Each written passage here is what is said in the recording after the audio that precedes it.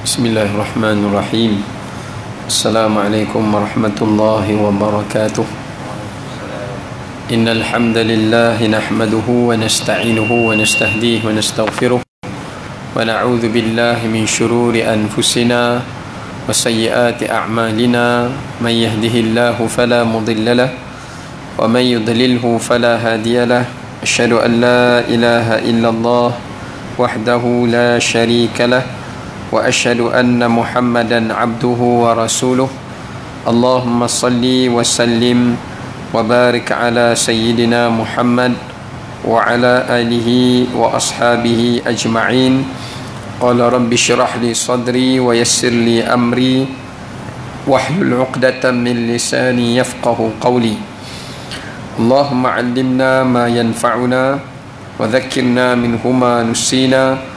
Allahumma faqihna fid din wa 'allimna at-ta'wil wahdina ila siratikal mustaqim.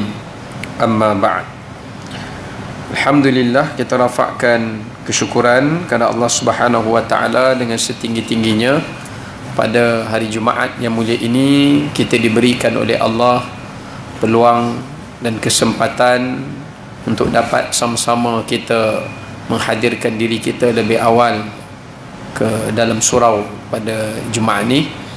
Semoga Allah Subhanahu wa taala menjadikan kehadiran kita ini sebahagian daripada pahala yang dijanjikan oleh baginda Nabi SAW, iaitu ditulis pahala bagi setiap orang yang hadir, yang mana para malaikat menunggu di setiap pintu-pintu masjid pada hari Jumaat untuk menulis ganjaran-ganjaran mereka yang awal hadir ke rumah Allah Subhanahu wa taala.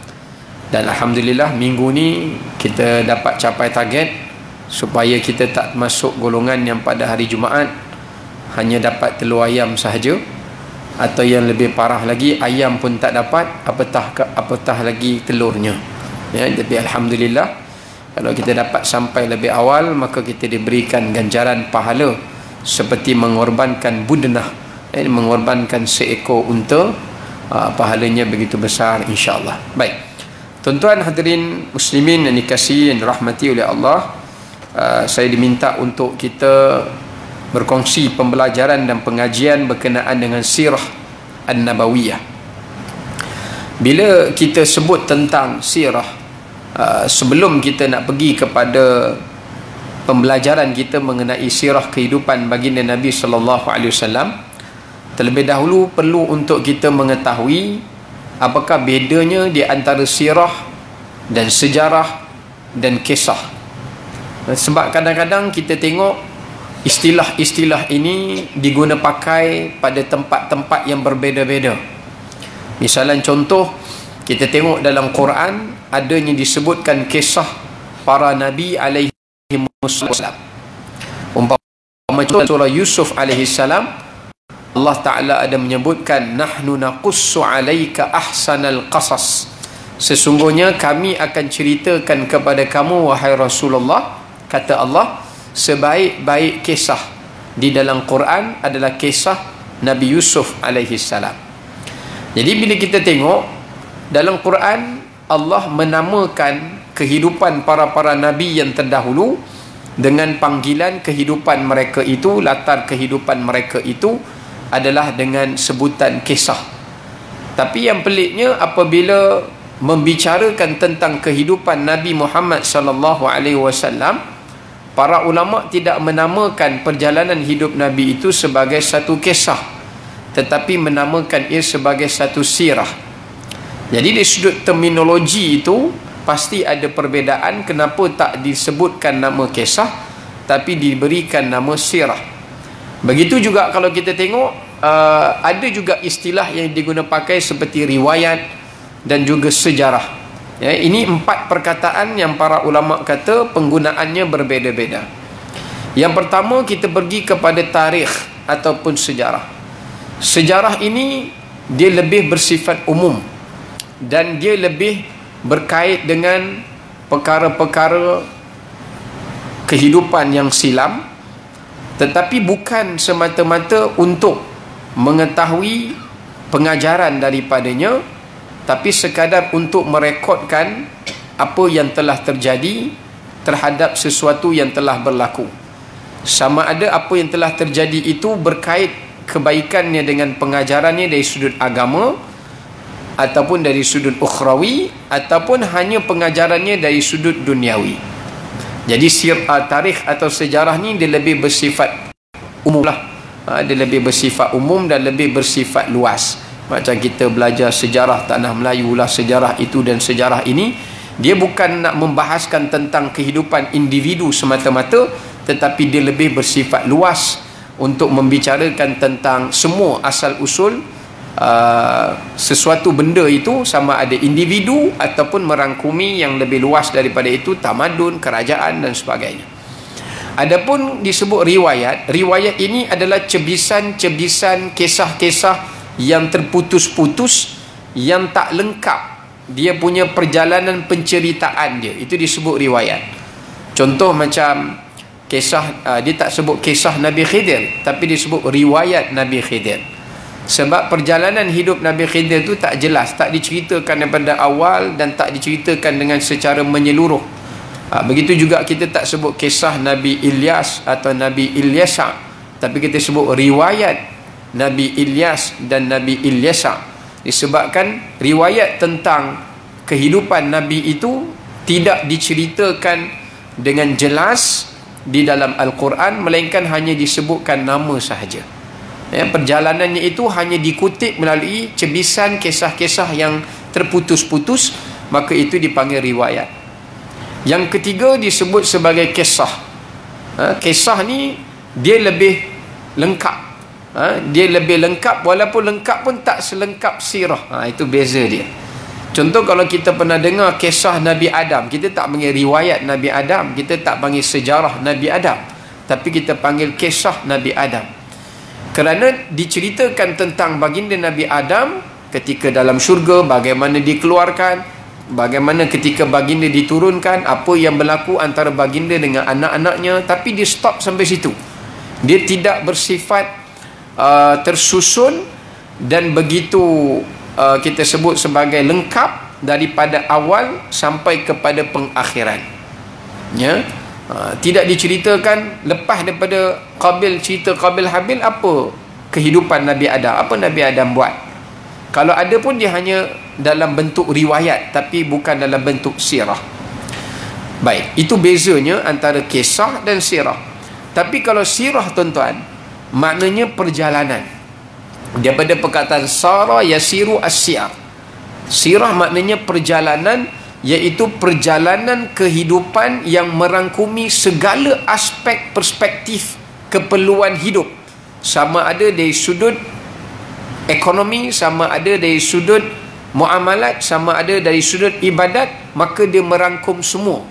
Sebab itu kita tak panggil kisah Nabi Muhammad SAW. Kalau ada orang kata kita nak belajar kisah Nabi Muhammad, maknanya tak tepatlah penggunaan istilah dia itu.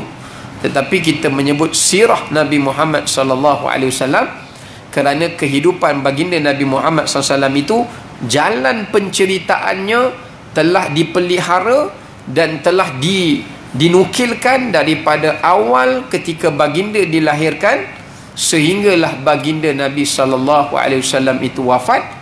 Dan semua perjalanan kehidupan baginda itu dia mencakupi segala aspek kehidupan secara menyeluruh. Jadi sebab itu dia dipanggil sebagai sirah dan dia tidak dipanggil sebagai kisah. Itu kita nak kena kenal dulu kenapa dipanggil sirah Nabi Muhammad tetapi tidak dipanggil kisah Nabi Muhammad sallallahu alaihi wasallam. Baik. Kemudian tuan-tuan, apakah peranan untuk kita mempelajari tentang sirah? Yang ni pun kita nak kena tahu bahawasanya kepentingan untuk seseorang itu mempelajari tentang Nabi Muhammad sallallahu alaihi wasallam.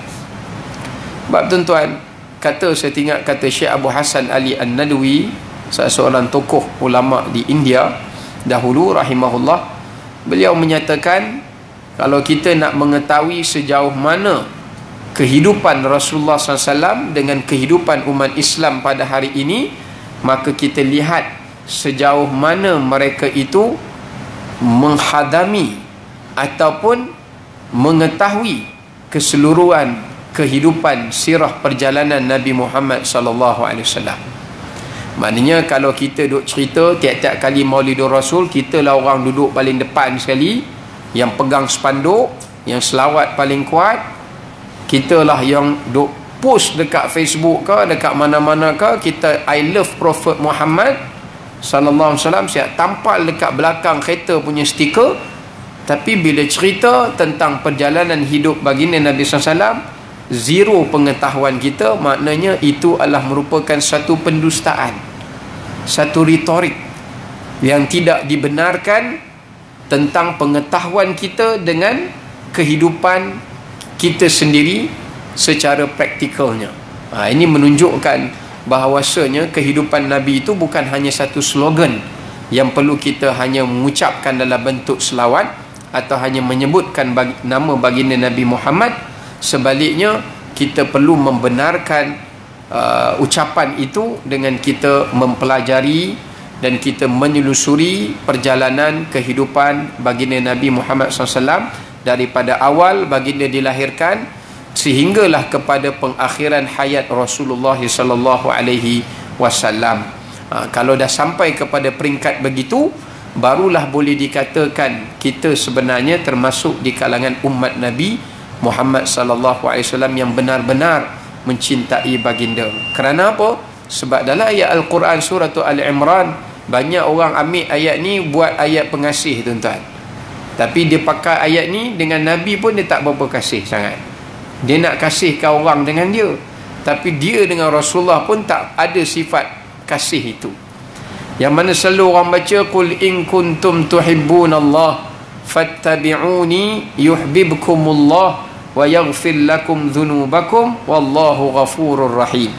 Katakanlah wahai Muhammad kepada manusia itu, jika mereka benar-benar mencintai Allah, maka hendaklah mereka mengikutiku. Mengikutiku dekat sini mengikuti Nabi Muhammad sallallahu alaihi wasallam.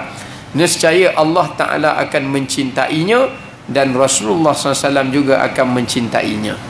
Salah satu cara kita nak mengikuti tauladan Nabi SAW adalah melalui jalan kita mempelajari sirah perjalanan hidup baginda Nabi sallallahu alaihi wasallam. Kerana tidak ada riwayat kehidupan, perjalanan kehidupan, kisah kehidupan yang lebih mulia di atas dunia ini, biografi yang paling luar biasa melebihi daripada kita mempelajari biografi kehidupan, perjalanan kehidupan insan yang paling dikasihi oleh Allah Subhanahu wa taala, iaitu baginda Nabi Muhammad sallallahu alaihi wasallam. Saya teringat kata sahabat Anas bin Malik menceritakan, mereka ni punya sayang kat Nabi Muhammad SAW sampai kepada peringkat mereka mengajar golongan-golongan anak-anak mereka, generasi anak-anak mereka tentang kehidupan Nabi seperti mana mereka mengajar akan Quran. Setengah kita kadang-kala ajar anak kita Quran, bagus, hantar anak pergi belajar Quran, hantar anak mengaji muqaddam, mengaji itu sampailah belajar tajwid.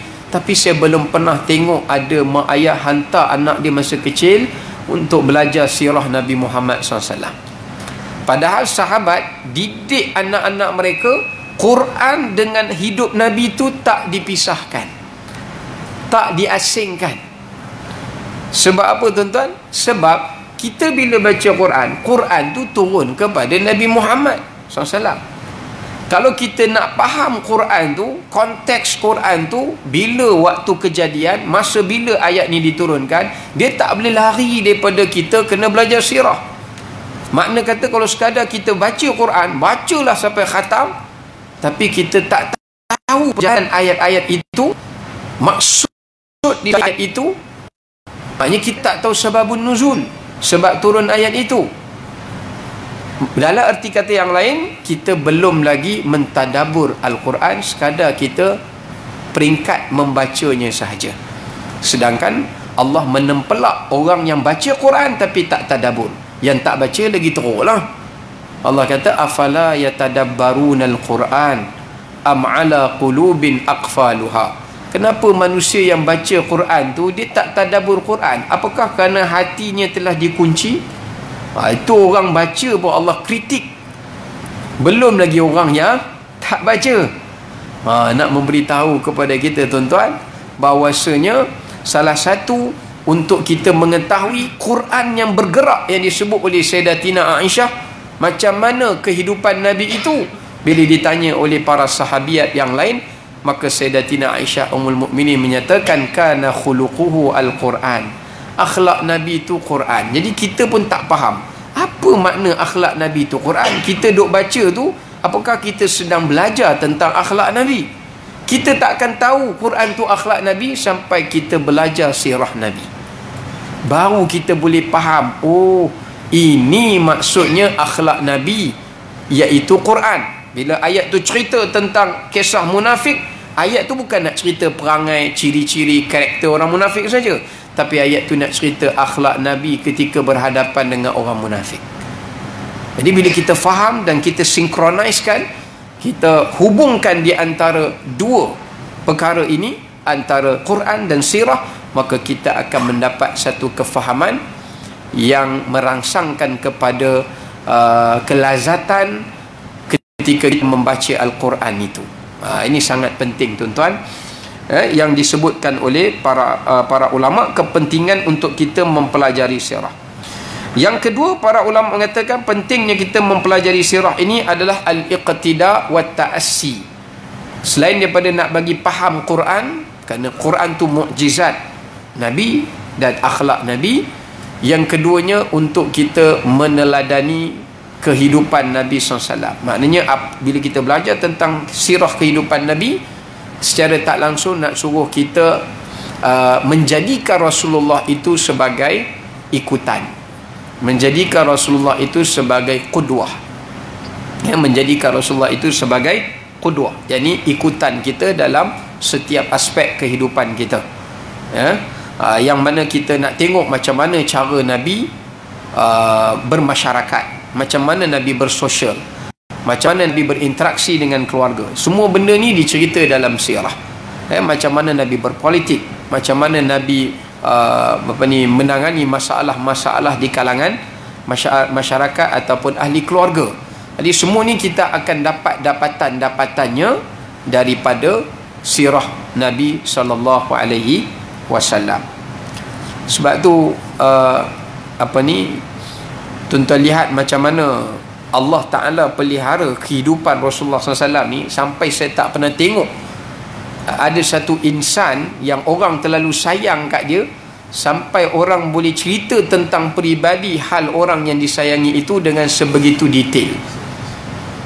Tuan-tuan bacalah mana-mana kehidupan para ulama ke, 4 mazhab ke, Imam Bukhari ke, Imam Syafi'i ke, siapa-siapa saja, kita tak akan jumpa detailnya orang cerita tentang kehidupan mereka itu seperti Nabi Muhammad SAW. Agak-agak kalau tuan-tuan baliklah tanya kat isteri kita, awak sepanjang kahwin dengan saya ni, uban saya dia berapa? Dia jawab? Dia tak jawab. Abang punya uban, abang punya pasal lah. Yang tanya abang punya uban, saya nak kira pasal apa? Tapi nak bagi tahu tuan-tuan, Rasulullah SAW, sahabat duduk sebelah Nabi, dia kira uban Nabi 1, 2, 3, 4. Benda tu bukan ibadat pun, bukan boleh dicontohi pun. Uban mana boleh kita kontrol berapa helai. Tapi nak bagi tahu, sahabat bilang tu sebab dia sayang. Dia tengok Nabi makan apa, dia rekod apa yang Nabi suka makan, apa yang Nabi tak suka, dia rekod semua. Kita mungkin apa yang kita minat makan tu, isi kita tahulah. Tapi kawan kita belum tentu tahu lagi. Nak menunjukkan bahawasanya kehidupan Rasulullah SAW itu sangat-sangat dipelihara oleh Allah Subhanahu Wa Taala, sehingga kan begitu lengkap kehidupan baginda dan ia dijadikan sebagai satu sirah. Baik, jadi tujuan dia adalah untuk kita meneladani kehidupan dan menjadikan Rasulullah SAW itu sebagai ikutan dalam hidup kita. Yang ketiga, ulama menyatakan kepentingan untuk kita mempelajari sirah adalah untuk, selain daripada memahami Quran, adalah untuk memahami hadis Nabi SAW. Kalau saya sebut tadi Quran, dia ada sebab turun, sebab nuzul. Kalau hadis dipanggil sebab wurud. Sebab wurud ni sebab hadis itu berlaku. Ialah setiap hadis Nabi pun, masa Nabi sabdakan sesuatu, sabdaan itu mesti ada peristiwa yang terjadi. Jadi kita pun nak kena tahu masa peristiwa itu terjadi untuk kita faham hadis tu dalam konteks yang benar ataupun yang tepat. Jadi sebab tu kalau kita nak tahu tentang hadis ni dimansuhkan ke tidak dimansuhkan, kita kena belajar sirah lah tuan-tuan. Kalau hidup Nabi, kita nampak hadis tu macam kontradik, tapi sebenarnya dia tak kontradik. Kalau kita tahu sekuen perjalanan kronologi hidup Nabi SAW itu. Saya bagi contoh. Ada satu hadis Nabi SAW menyatakan, baginda menyebutkan, man massatin nar fa'alaihi alwudu. Siapa yang makan sesuatu benda yang dibakar dengan api, hendaklah dia ambil wudu.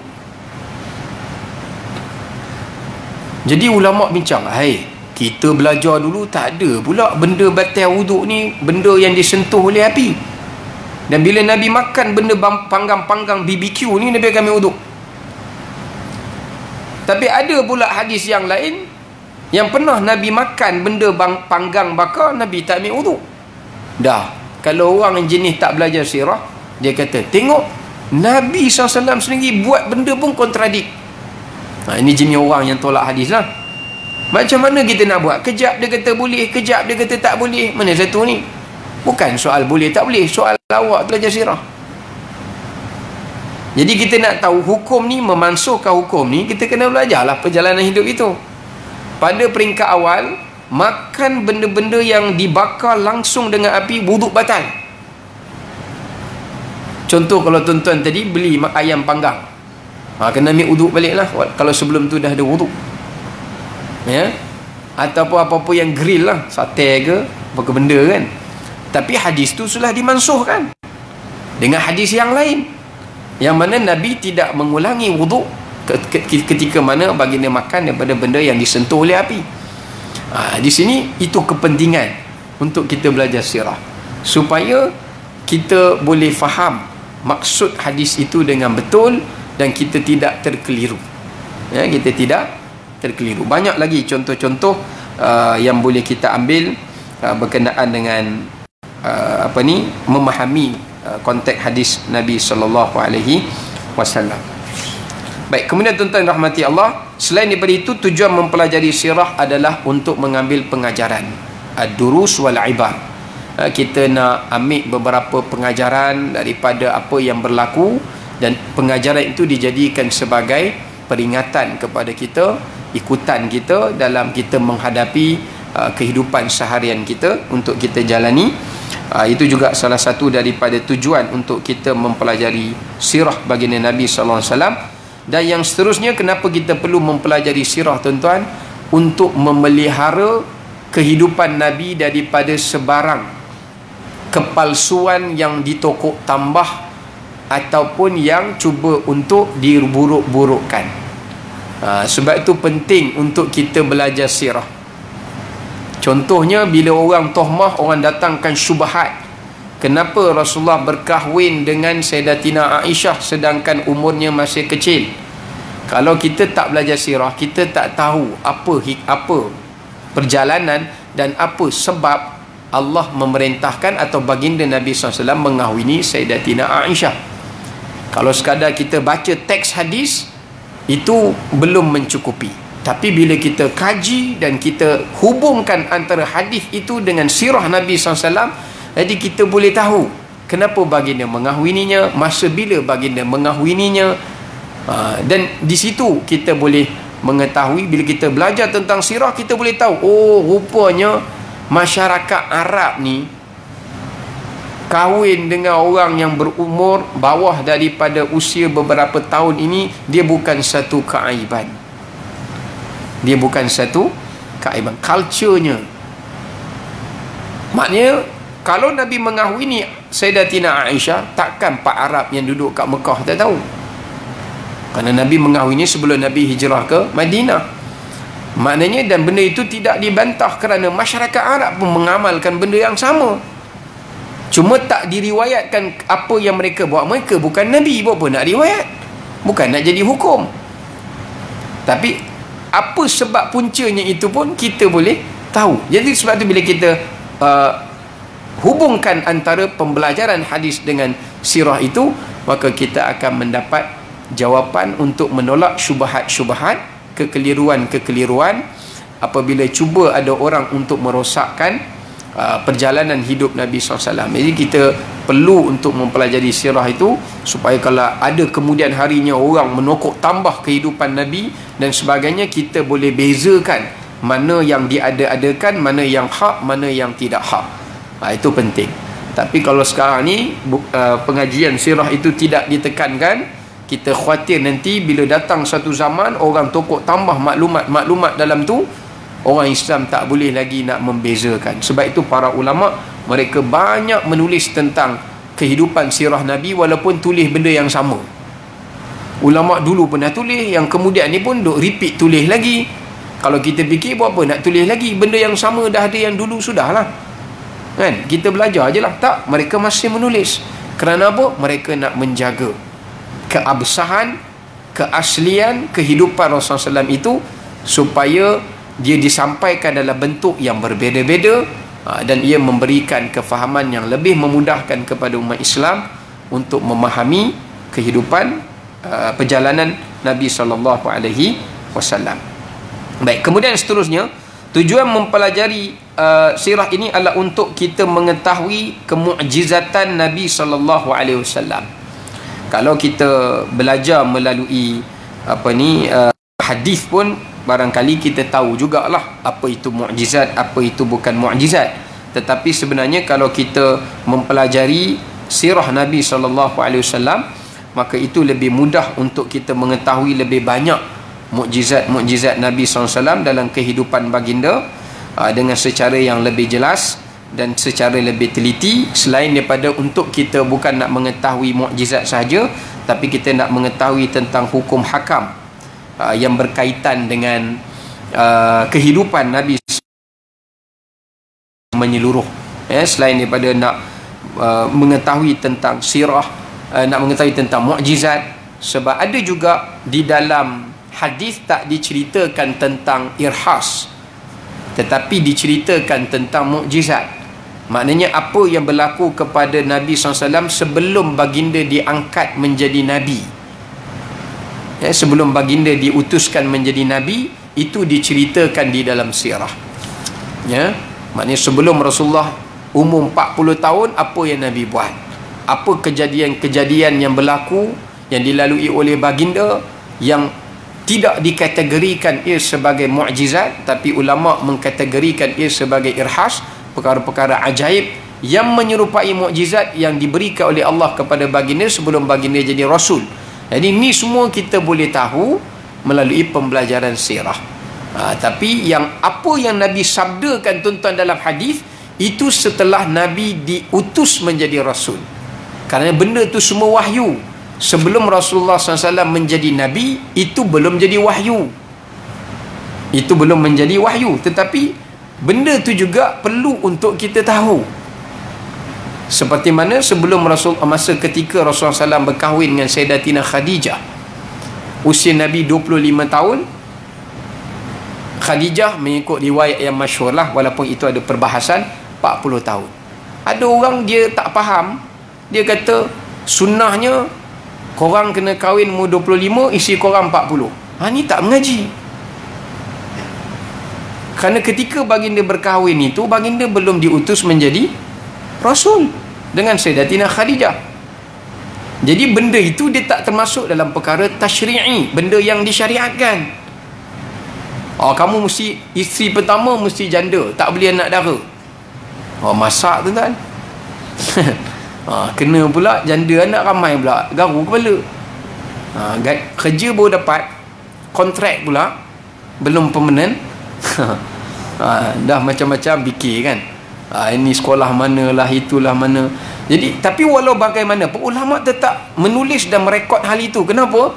Disebabkan dia termasuk dalam perjalanan kehidupan Nabi SAW yang perlu untuk kita tahu, kerana walaupun dia tak masuk dalam bab hukum, ada di sana juga pengajaran yang boleh kita ambil hikmahnya, seperti kita menjadikan ia sebagai hujjah kalau Rasulullah itu dikatakan seorang yang kuat nafsunya, mengapakah beliau mengahwini seorang yang lebih tua daripadanya.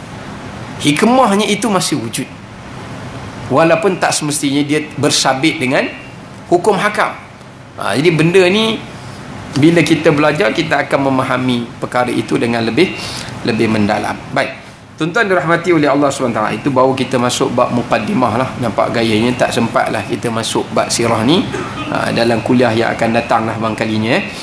Okay, kita tengok terlebih dahulu di awal muqaddimah ini. Pengenalannya disebut oleh Syekh Safiur Rahman Al-Mubarakfuri, pengenalan berkenaan dengan kedudukan negeri Arab dan suku-suku bangsa Arab. Sebelum belajar sirah, Syekh Safiur Rahman dia bawa kita tahu tentang mana asal-usul Arab ni dulu.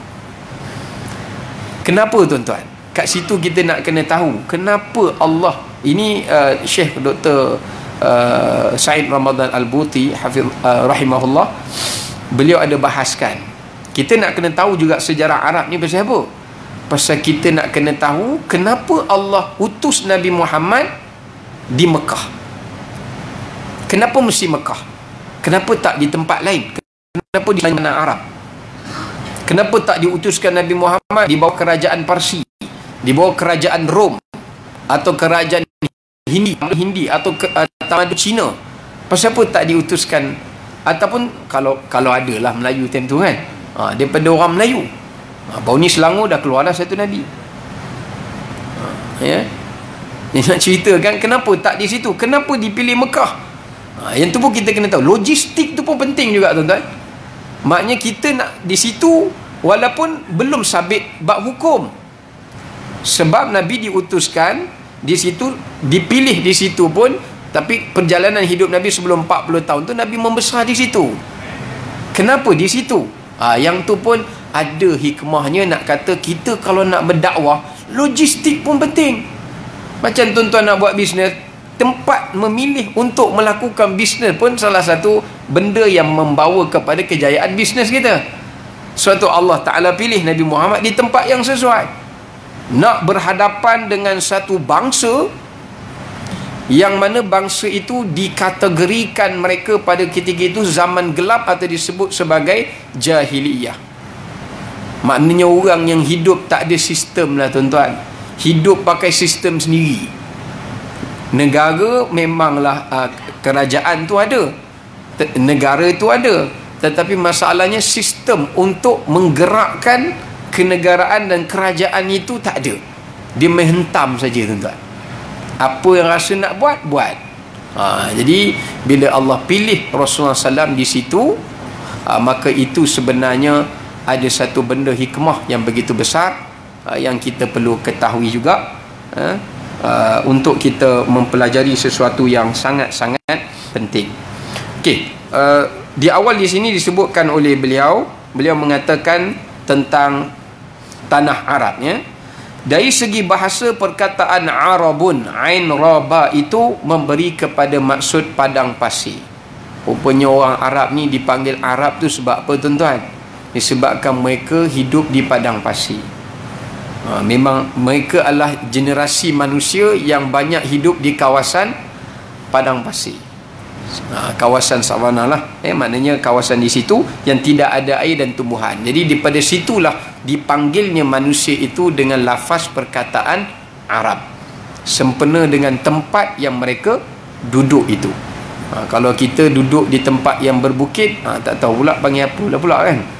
Tapi masa tu istilah itu diberikan oleh mereka sendirilah, kalangan mereka sendiri ya. Dan kemudian perkataan Arab itu pula diluaskan maknanya hingga ia merujuk kepada sejarah manusia yang awal yang membangunkan jazirah, iaitu kawasan jazirah teluk, yang mana jazirah yang gersang, yang mana ia merupakan semenanjung kawasan tanah Arab yang telah dibahagikan antara Laut Merah dengan Gunung Sinai, itu semua ada perbahasan dia, iaitu di bahagian sempadan yang disebutkan sebagai semenanjung tanah Arab. Biasanya di situlah puak-puak manusia yang duduk dalam kawasan persempadanan itu, mereka dipanggil sebagai orang Arab. Ya, itu sejarah orang Arab. Nanti tuan-tuan jumpa orang Arab, cuba tanya dia, pasal apa orang panggil awak Arab? Saya pernah tanya orang Arab macam tu, tuan-tuan. Pasal apa orang panggil you Arab? Dia pun tak tahu, tuan-tuan. Macam mana orang tanya tuan-tuan, pasal apa orang panggil you Melayu? Malay daripada apa maknanya? Kan? Maknanya itu pun kita nak kena kaji jugalah. Perkataan Melayu tu apa makna di sebalik Melayu tu? Malaya kan? Apa makna dia? Baik. Tapi ada yang Arab yang mengaji, dia tahulah. Tapi yang tak ini, dia kata tak payah tanyalah, awak sudah tahu saya Arab, saya pun sudah jadi Arab lah. Ya. Baik. Itulah, itu ada perbahasan dia yang panjang dekat sini. Cuma dia bagi tahu asal usul bangsa Arab. Kita ringkaskan tuan-tuan, pasal dia terlalu akademik kat sini. Dia menyatakan bahawasanya sejarah bangsa Arab ini terbahagi kepada 3 kaum yang paling besar. 3 kaum Arab yang paling besar. Kita nak tahu Arab ni mai daripada zaman bila ni.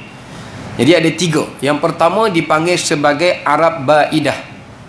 Arab Ba'idah. Yang kedua dipanggil Arab Aribah. Yang ketiga dipanggil Arab Musta'ribah. Jadi dia ada 3 lah. Arab Ba'idah ni Arab yang hidup di zaman purba. Kenapa dipanggil Ba'id? Kerana mereka telah pupus. Yang jenis zaman-zaman dulu lagi rupanya, golongan manusia yang duduk kat padang pasir yang zaman dulu punya ni dipanggil Arab keturunan Ba'idah. Kenapa dah Ba'idah? Sebab mereka ni dipanggil Arab kuno, yang generasi-generasi mereka ni banyak dah mati. Datang pula generasi kemudian dihidupkan kawasan padang pasir tu, jadi Arab lain pula dah. Siapa antara yang masuk Arab Ba'idah ni, yang telah pupus ni, Arab kuno ni? Iaitu manusia yang dulu hidup di kawasan padang-padang pasir, di bukit-bukit padang pasir ni, seperti kaum Samud. Kaum Samud, kita tak tahulah dia bangsa apa. Dia dipanggil kaum Samud, kaum Ad, kaum Samud. Tapi mereka duduk di kawasan-kawasan macam tu, jadi mereka dipanggil Arab.